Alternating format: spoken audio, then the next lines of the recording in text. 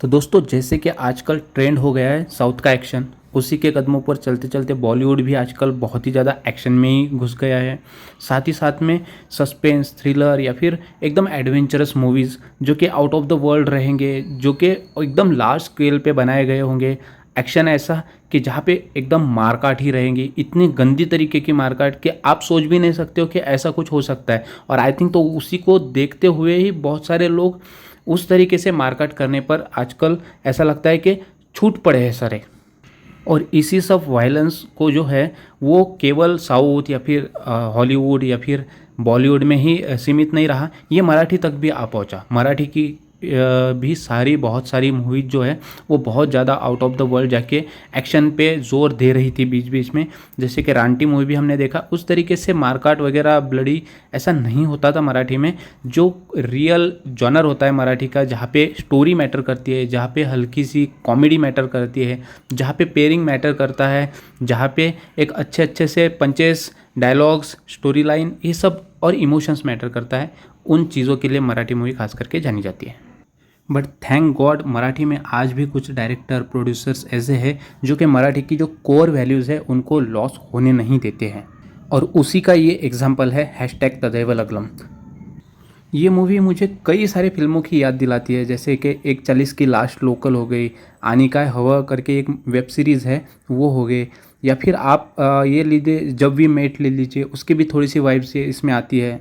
Then Mumbai Pune Mumbai होगी। तो इस तरीके के सारे मराठी, हिंदी मराठी जो मूवीज़ है उनकी वाइब्स ये मूवी मुझे देती थी। भले ही मूवी में बहुत सारी चीज़ें मुझे अच्छी लगी, बट ऐसा नहीं है कि ये मूवी एक कंप्लीट पैकेज है या फिर ये एक बहुत ही बढ़िया सी मूवी है जो कि हर एज ग्रुप को लागू होंगी।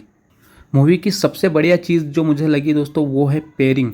जो कास्टिंग की है वो बहुत ही ज़बरदस्त की है, खास करके लीड एक्टर्स की, जो सुबोध भावे है या फिर तेजस्वी प्रधान है। उन दोनों को देख के ऐसा लगता ही नहीं है कि इन दोनों को हम लोग ऑन स्क्रीन फर्स्ट टाइम देख रहे हैं। ऐसा लगता है कई सारे या तो किसी ना किसी मूवी में देखा है या फिर ऐसा लगता है किसी ना किसी सीरियल में इनको देखा है। उन दोनों की जो केमिस्ट्री है बहुत ही बढ़िया तरीके से मूवी में निखर के आई है। उनकी डायलॉग डिलीवरी, उनके ऑन द स्पॉट जो पंचेस आते हैं, उनका जो इमोशनल बिहेवियर भी है, ये शुरू शुरू में जो जिस तरीके से फ़नी एनवायरनमेंट में जाता है, हर एक चीज़ में, हर एक रोल में वो दोनों बहुत ही बढ़िया तरीके से फिट बैठे। और साथ ही साथ जिस एज ग्रुप में इन दोनों को दिखाया गया है वहाँ पर भी लगता है कि हाँ यार ये दोनों इस एज ग्रुप के लगते हैं। तो इसीलिए मैं बोल रहा था कि ये हर एज ग्रुप के लिए मूवी हो सकता है कि किसी किसी को ये मूवी अच्छी ना लगे, बट मैक्सिमम जो लोग हैं जो कि 30 से लेकर 50 तक हो गए, सारे ही लोगों को ये मूवी अपनी सी लगने लगेगी। इस मूवी की स्टोरी और पंचेस काफ़ी अच्छी तरीके से लिखे गए हैं दोस्तों। खास करके ये मूवी जो है जिस तरीके से 140 की लास्ट लोकल और भी कई सारी ऐसे मूवीज़ हैं जो कि एक दिन में ही शुरू होती है, एक दिन में ही ख़त्म होती है, उसी तरीके से ये मूवी जो है वो एक ही टाइप की, एक ही दिन की एक स्टोरी आप समझ लीजिए। उसी में इनकी कॉमेडी निखर के आती है, उसी में सीरियसनेस निखर के आता है, उसी में इमोशनल भी होती है और उसी में एंड भी होता है। इस तरीके की ये स्टोरी है जो कि आपको कंप्लीट बांधे रखती है मूवी को, एंटायर मूवी देखते टाइम। बस एक ही चीज़ की कमी बार बार लगती रहती है जो कि है म्यूज़िक। अगर इस मूवी के 2-4 गाने बहुत ही बढ़िया तरीके से हिट होते ना तो इस मूवी का जो है वो सीन कुछ अलग ही हो जाता। मतलब क्योंकि पहले से ही ये मूवी पब्लिक में बहुत ज़्यादा फेमस हो जाती।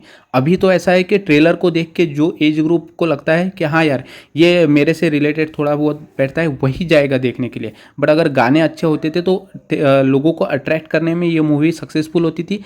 एंड उसके बाद में मूवी देखते टाइम तो कुछ एज ग्रुप की लिमिट नहीं है, 20 ईयर्स का भी हो या फिर 60 ईयर्स का भी हो, वो उसमें बैठेगा ही, वो उसमें मज़ा लेगा ही। बट थिएटर में अट्रैक्ट करने के लिए गाने जो है वो अगर पहले से ही हिट हो जाते थे तो मुझे लगता है कि और ज़्यादा ये मूवी सक्सेसफुल हो पाती थी।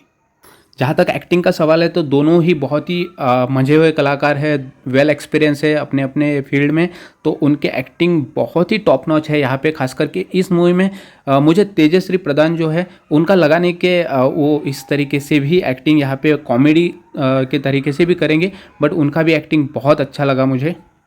और सुबोध भावे का तो बोलना ही नहीं है, हर एक रोल में वो बहुत ही ज़बरदस्त तरीके से अपनी एक्टिंग करते हैं।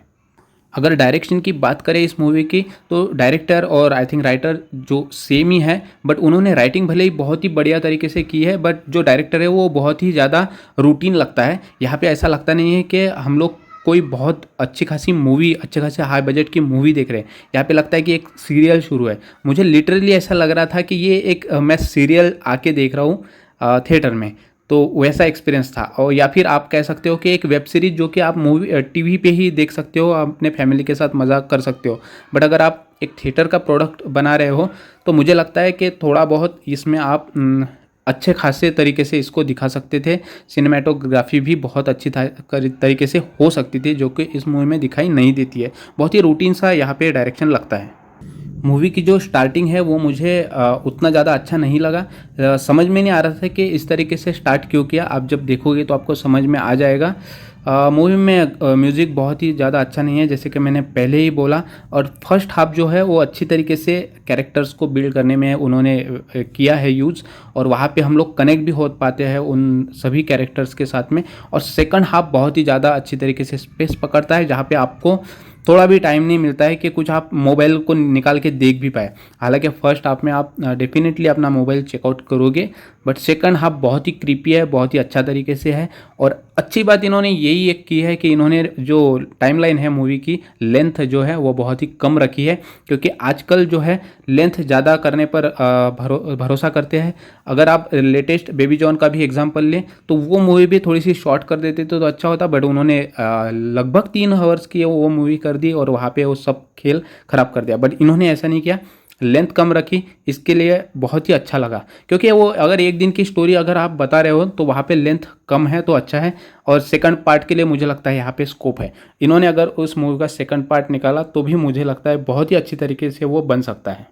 तो ओवरऑल ये मूवी मुझे कंप्लीट फैमिली एंटरटेनमेंट लगी, और आप अपने फैमिली के साथ इसको जाके देख सकते हो। खास करके अगर आप 30 से 50 के बीच में हो तो आप बहुत ही ज़्यादा रिलेट करोगे इस मूवी से, और जो कैरेक्टर्स है उनसे भी रिलेट करोगे, क्योंकि आपने डेफिनेटली अपने आसपास ऐसा कोई ना कोई देखा होगा, या फिर हो सकता है कि वो कैरेक्टर आप में से ही कोई एक हो।